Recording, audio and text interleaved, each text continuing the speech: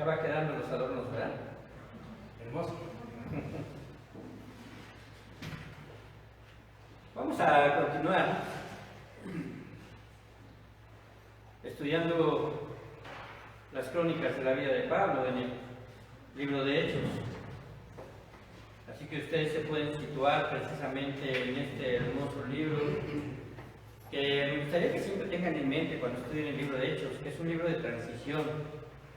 Es un libro donde precisamente nos habla no solamente de los apóstoles, en gran parte del apóstol Pablo, pero también de la obra del Espíritu Santo, acerca de la administración de los dones, el periodo de transición de la iglesia, ¿verdad? En donde pues hay un proceso, ¿verdad? Cómo el Espíritu Santo trabaja dentro de los creyentes y posteriormente, ya cuando la Biblia sea recopilada en su totalidad, el Espíritu Santo, ¿verdad?, dejará de actuar como venía actuando en el Antiguo Testamento y en el Nuevo Testamento con los dones transitorios.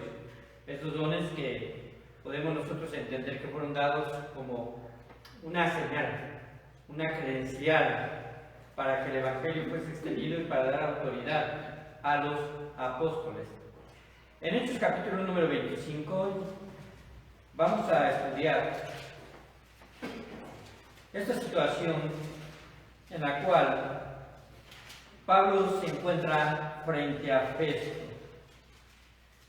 Aunque el subtítulo, ¿verdad?, nos está dando énfasis qué es lo que ocurre con la vida de Pablo, hay una apelación de orden judicial, ¿verdad?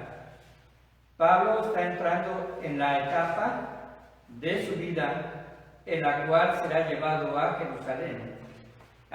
Roma, siendo encarcelado, ¿verdad?, siendo llevado contra su voluntad, entre comillas, porque fue la voluntad del Señor. Esto me hace recordar, y no lo busquen, pero voy a buscar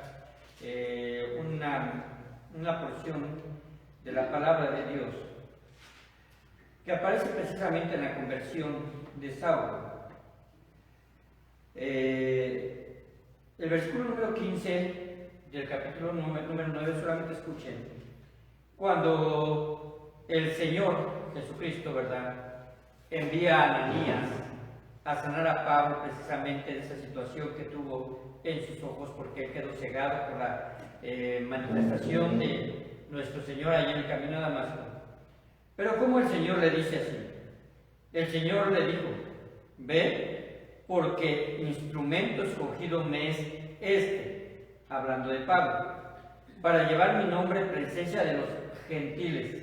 Hasta el capítulo número 24 ya lo había hecho, primeramente al pueblo judío y después a los gentiles, pero después dice: y de reyes y de los hijos de Israel, hablando de los judíos, porque yo les mostraré cuánto les es necesario padecer por mi nombre.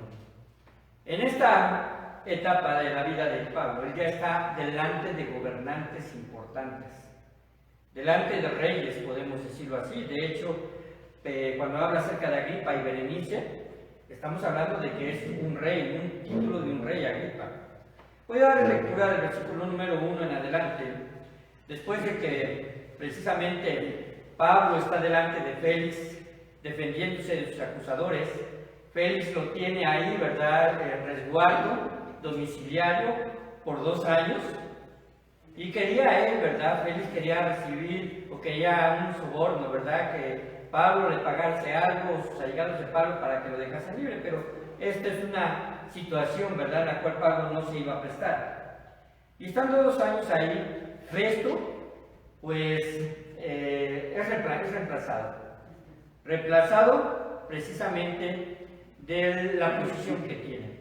Félix era un tetrarca, es decir, gobernaba sobre 4 provincias importantes de Palestina, de Líbano. Así que de Líbano hasta la parte sur de Palestina. Termina su, vamos a decirlo así, su periodo, y esto algunos historiadores, ¿verdad?, mencionan que Félix fue precisamente porque los judíos, sobre todo los judíos celotes, estamos hablando de los judíos que se levantan contra el Imperio Romano y que estaban causando demasiados problemas, y Félix se vio incapacitado para controlar, y envían otro personaje, a Festo. Dice así, versículo número 1: llegando pues Festo a la provincia, subió de Cesarea a Jerusalén 3 días después. Y los principales sacerdotes y los más influyentes de los judíos se presentaron ante él contra Pablo y le rogaron, pidiendo contra él como gracia que le hiciese traer a Jerusalén, preparándoles una celada para matarle en el camino. Parece ser, hermanos, que después de 2 años, el rencor no había desaparecido. El rencor de los judíos, de los principales judíos, no había desaparecido en contra de Pablo. Por el contrario, parece que se había ausentado aún más.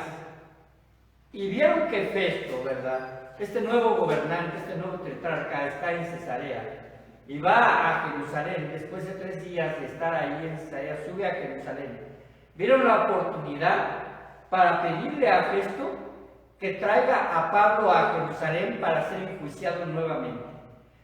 Esta situación, ¿verdad?, los judíos la manejan de esa forma. Ahora, la palabra de Dios no maneja en ningún aspecto situaciones políticas en la transición que hubo de cambio de gobierno entre Félix y Festo. No lo manejan.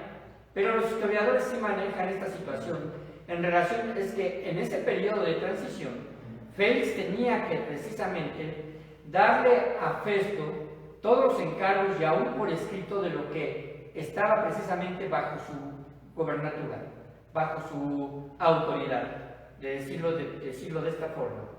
Entonces, algunas de los teorías dicen que muy probablemente Festo sabía la situación por la cual Pablo había pasado 2 años antes y por qué estaba, como vamos a llamarlo así, un preso político bajo el resguardo precisamente del Imperio Romano. Esto no se le daba a cualquiera. Lo que sucede es que precisamente Pablo era un ciudadano romano. Era un ciudadano que mientras no se le comprobara que fuese a la mejor, ¿verdad?, un traidor al Imperio Romano, que estuviese hostigando o haciendo levantamientos de otros judíos hacia el Imperio Romano. Él era conocido de nacionalidad judío y romano al mismo tiempo. Pues no se le podía dar, vamos a decir, un juicio, ¿verdad?, que no fuese sentenciarlo culpable para mandarlo a la pena de muerte. De hecho, lo que habían propuesto los judíos, ¿verdad?, en su tiempo con Félix, era que la situación era propia precisamente de la religión judaica, el cual Pablo, ¿verdad?, predicaba la resurrección de los muertos y él mismo decía, por esto se me juzga delante de ti. Y esto para los gobernantes romanos no tenía ningún peso en el sentido de que fuese a lo mejor algo que pudiese condenarlo. Pero entonces, en el versículo número 3 vemos que sus intenciones no eran traerlo a Jerusalén para un juicio, sino que estaban preparando una celada, es decir, una trampa, para matarle en el camino. Pero Festo respondió que Pablo estaba custodiado en Cesarea, a donde él mismo partiría en breve. Lo que vosotros puedan, dijo obviamente Festo, a los judíos, a los que estaban acusando a Pablo, desciendan conmigo. Y si hay algún crimen en este hombre, acúsenle. Y deteniéndose entre ellos no más de 8 o 10 días, venido a Cesarea, al siguiente día se sentó en el tribunal y mandó que fuese traído Pablo. Los judíos pues respondieron, quizás no de muy buena gana, pero dijeron, bueno, vamos a llevar a cabo precisamente este juicio allá en Cesarea, frente a Festo, ¿verdad?, que traigan a Pablo y veamos si Festo tiene otra clase de criterio, ¿verdad?, que tuvo Félix. Entonces, el versículo número 7 dice que cuando éste llegó, es decir, Pablo, lo rodearon los judíos que habían venido de Jerusalén, presentando contra él muchas y graves acusaciones, las cuales no podían probar. ¿Cuáles eran las acusaciones? Muy probablemente las mismas que se le habían hecho en el pasado. Se le acusó de sedición, se le acusó, ¿verdad?, de estar predicando en contra de la ley de Moisés, se le acusó de haber profanado el templo judío, porque según ellos habían metido a un gentil al templo, pero no habían presentado pruebas. Y obviamente, en este versículo nos menciona que las acusaciones todavía eran sin pruebas, es decir, se presenta el mismo patrón de acusación sin pruebas firmes. Pero alegando Pablo en su defensa, porque era precisamente parte del derecho penal que él tenía, él menciona: ni contra la ley de los judíos, ni contra el templo, ni contra César he pecado en nada. Lo que él ha dicho, ¿verdad?, es que yo soy inocente de lo que se me culpa en cuanto a la ley de Moisés. Yo soy inocente en cuanto a haber llevado a un gentil al templo. Yo soy inocente en cuanto yo no soy alborotador, ni estoy provocando a nadie a ir en contra de César. César es el título, recuerden, del emperador máximo del Imperio Romano, el cual tiene su capital en ese tiempo, ¿verdad?, en Roma. Pero Festo, este tetrarca, queriendo congraciarse con los judíos, respondiendo a Pablo, dijo: ¿quieres subir a Jerusalén y hallar ser juzgado de estas cosas delante de mí? Pablo vio una oportunidad para poder quedar bien delante de los judíos.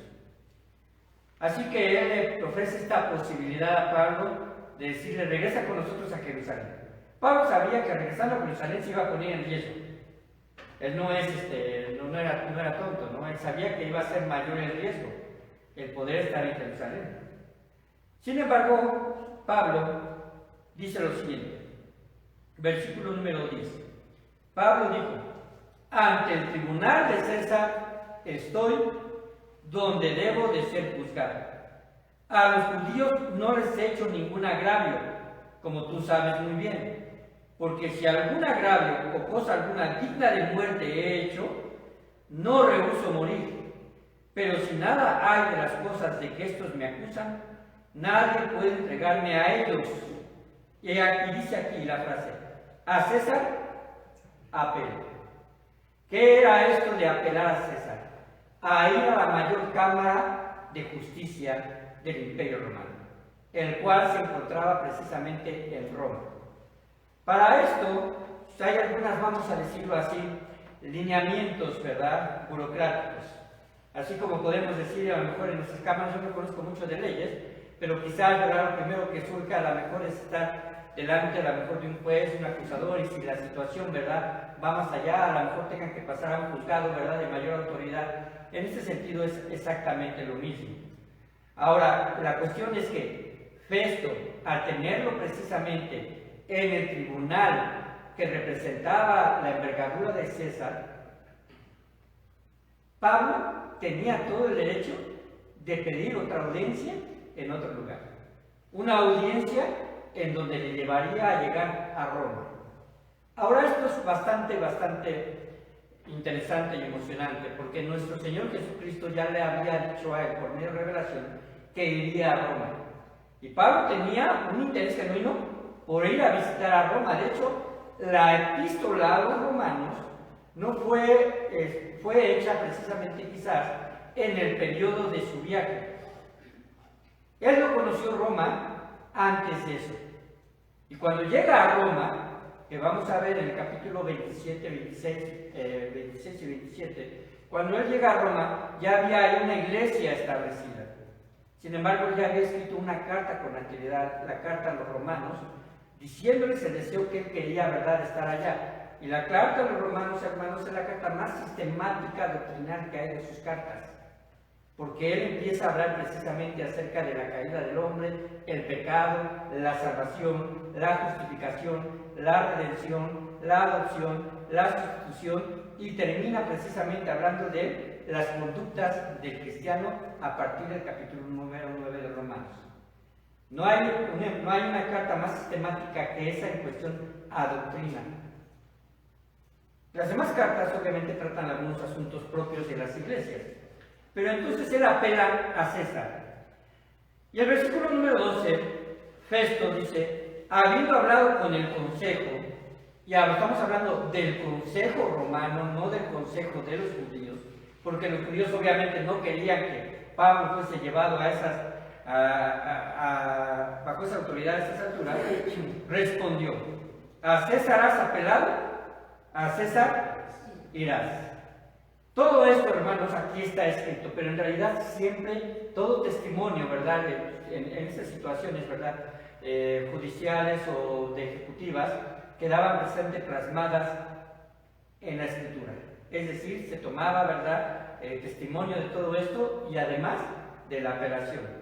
Pasado algunos días, todavía no era transportado a Roma, todavía estaba allí en Cesarea, el rey Agripa, aquí ya vemos a otro hombre de una mayor jerarquía que Festo, es el que decide a Festo. Él es tetrarca, vamos a decirlo así, es el presidente municipal, y ahora el gobernador lo visita, ¿no?, por decirlo de alguna forma. El rey Agripa está sobre todas las provincias de los 3 o 4 tetrarcas que había en ese tiempo. Y sobre el rey Agripa está César. Para este tiempo, muy probablemente Nerón. Para este tiempo, muy probablemente Nerón. Ahora, ¿quién es este rey Agripa? En realidad, su nombre precisamente es Herodes Agripa II. Herodes Agripa II. Es el último de los Herodes. Está Herodes el Grande, que fue el que mandó matar a los bebés en Belén. Una vez que muere, nuestro Señor Jesucristo regresa de Egipto, ¿verdad?, a la ciudad de Nazaret. Después de él le sucede su hijo, Herodes, que vamos a decirlo así solamente, que es el título que se le da a este Herodes fue el que mandó matar a Santiago, el cual murió porque él tomó, vamos a decirlo así, él creyó prácticamente tener una personalidad de Dios, ¿verdad? Y murió engusanado, dice la palabra de Dios en el libro de Hechos. Así que después le sucede su hijo, Herodes II, Herodes Agripa, viene siendo el nieto de Herodes el Grande. Herodes Agripa dice que va con Berenice. ¿Quién es esta Berenice? Es su hermana. Algunos historiadores piensan que había una situación de incesto aquí, pero es su hermana mayor.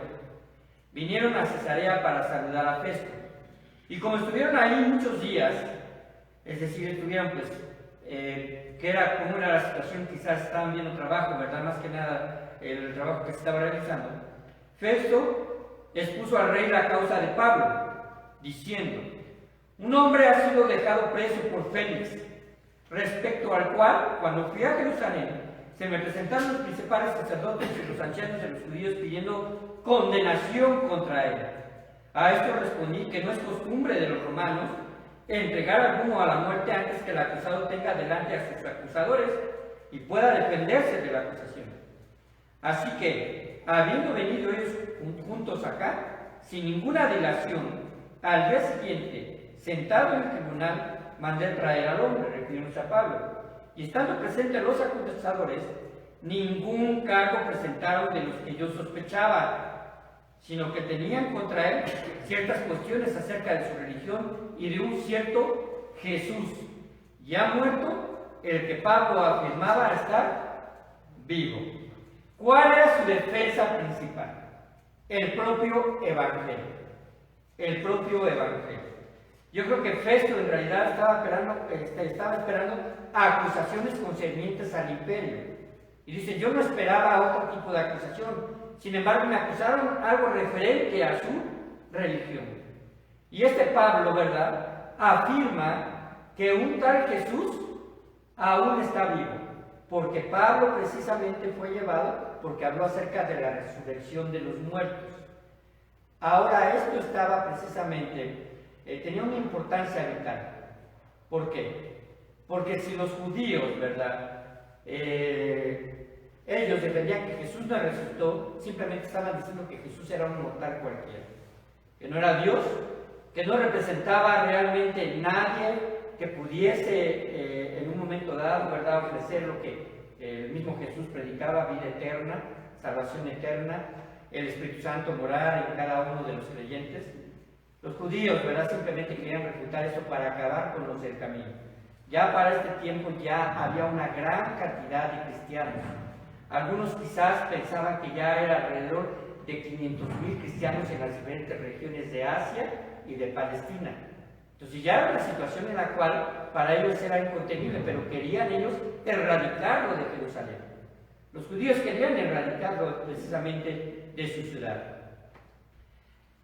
Y entonces, cuando menciona precisamente esto, Festo, al rey Agripa, el rey Agripa se interesa por esto. El versículo 20, Festo dice: yo dudando en cuestión semejante, le pregunté si quería ir a Jerusalén y allá ser juzgado de estas cosas. Mas como Pablo apeló para que se le reservase para el conocimiento de Augusto, Augusto es otro título del César. Es otro título del César. De hecho, se puede decir Augusto César Nerón. Ahora, dice así: mandé que le custodiasen hasta que le enviara yo a César. Entonces Agripa dijo a Festo: yo también quisiera oír a ese hombre. Y él le dijo: mañana le oirás. El versículo 23 presenta precisamente otra oportunidad de Pablo para expresar el Evangelio. Dice el versículo 23: al otro día, viniendo Agripa y Berenice con mucha pompa. ¿Qué quiere decir eso con mucha pompa? Muy elegante, ajá. ¿Saben que esta situación de mucha pompa era el cortejo que acompañaba a los reyes? A los que, es decir, primeramente había un vocero, ¿verdad?, en el cual decía que iba a presentar el rey. Ellos iban vestidos precisamente con sus mantos que les diferenciaban de otros gobernantes, vamos a decirlo así, sus vestimentas reales, quizás con uno o dos servidores. Ellos iban de esta forma, con mucha pompa, es decir, les gustaba ser reconocidos. Dice entonces el versículo número 23: y entrando en la audiencia con los tribunos y principales hombres de la ciudad, por mandato de Festo fue traído Pablo. Era una audiencia pública, una audiencia que era de ser de testimonio no solamente a Berenice, no solamente a Agripa, sino a todos los que estaban ahí reunidos. Entonces Festo dijo: Rey Agripa, y todos los varones que estáis aquí juntos con nosotros, aquí tenéis a este hombre, respecto del cual toda la multitud de los judíos me ha demandado en Jerusalén, y aquí dando voces que no debe vivir más. Pablo habría de presentar el Evangelio, pero dentro de la soberanía de Dios. En ocasiones, Dios se encarga, como en este momento, Dios se encarga de juntar la audiencia. Pablo no tuvo que ir al Areópago, Pablo no tuvo que ir a la plaza, Pablo no tuvo que ir a la sinagoga. ¿Qué fue lo que sucede? Sucede que entonces Pablo, ¿verdad?, está ahí y ahora parece que la gente, ¿verdad?, ya sea por curiosidad, ya sea por llevar a cabo esta situación, que seguramente, ¿verdad?, fue muy escuchada, fue muy oída, ¿verdad?, en las calles, fue llevado a esta audiencia pública. Pablo ve la oportunidad. Ahora, ¿qué podemos nosotros entonces pensar? Cuando en realidad, ¿verdad?, fuera de una campaña evangelística, cuando en realidad fuera de nuestras paredes del templo, cuando en realidad se presenta una oportunidad porque estamos dentro de una actividad que nosotros no organizamos, pero se nos presenta la oportunidad de predicar. Tenemos que aprovechar la oportunidad. En alguna ocasión, a mí me invitaron a un kinder a dar precisamente una plática acerca precisamente de la educación de los niños, enfocada más que nada a los padres y al riesgo que hay precisamente de no educar a los niños en el sentido de los valores. Esa fue la indicación. Pero sin embargo, tuve la oportunidad también de poder mencionar acerca de que yo precisamente soy un pastor y una vez que entonces la gente te identifica con una situación, vamos a decirlo así, eclesiástica, al final y al cabo, cuando surgen las preguntas y respuestas, se empieza a lo mejor y se da la oportunidad de predicar la palabra de Dios, que en ese momento, ¿verdad?, se pudo hacer. ¿Por qué? Porque la situación fue de allá hacia acá y no de aquí hacia allá. En algunas instituciones no te permiten poder hablar acerca de religión, pero cuando la situación precisamente viene del público hacia acá, es una situación que simplemente, ¿verdad?, se abre. No hubo ninguna situación, ¿verdad?, que realmente hubiese podido poner en riesgo ni a la directora en ese tiempo, ni tampoco a su servidor. Pero lo mismo sucede si estamos a lo mejor en una situación de funeral. Quizás tengamos que estar en algún funeral que a lo mejor no es de alguien, ¿verdad?, de la iglesia, a lo mejor tengamos que presentar, ¿verdad?, el evangelio a gente desconocida, pero fue una reunión que nosotros no convocamos. Lo mismo puede suceder en un aula de clase, lo mismo puede suceder en una reunión de trabajadores, lo mismo puede suceder incluso en una reunión de fin de año. Poder explicar, ¿verdad?, y poder hablar acerca de la palabra de Dios. Esto es lo que le estaba sucediendo precisamente a Pablo, claro, bajo otros contrastes y bajo otro escenario, ¿no? Él estaba siendo precisamente enjuiciado. El versículo número 25 dice: pero yo, hallando que ninguna cosa digna de muerte ha hecho, y como él mismo apeló a Augusto César, he terminado enviarle a él. Como no tengo cosa cierta que escribir a mi Señor, le he traído ante vosotros y mayormente ante ti, oh rey Agripa, para que después de examinarle tenga yo que escribir. Este Festo tendría que enviar un documento a Augusto César en el cual avalara el juicio previo a precisamente su viaje. Y él precisamente está haciendo esto. Y está diciendo: ¿qué mejor que Agripa de testigo? ¿Qué mejor que alguien que esté sobre mí para poder enviar, ¿verdad?, con autoridad más adelante a Pablo hasta César? Pero voy a esperar a que termine la audiencia para saber qué voy a escribir. Esto es una situación, ¿verdad?, que en realidad podemos entender. Eran gente realmente preparada e inteligente con respecto a cómo llevar este tipo de situaciones. Así que entonces Agripa dice así: oh rey Agripa, para que después de examinarle tenga yo que escribir. Voy a terminar con el versículo 27 y dejaremos esto para el próximo miércoles.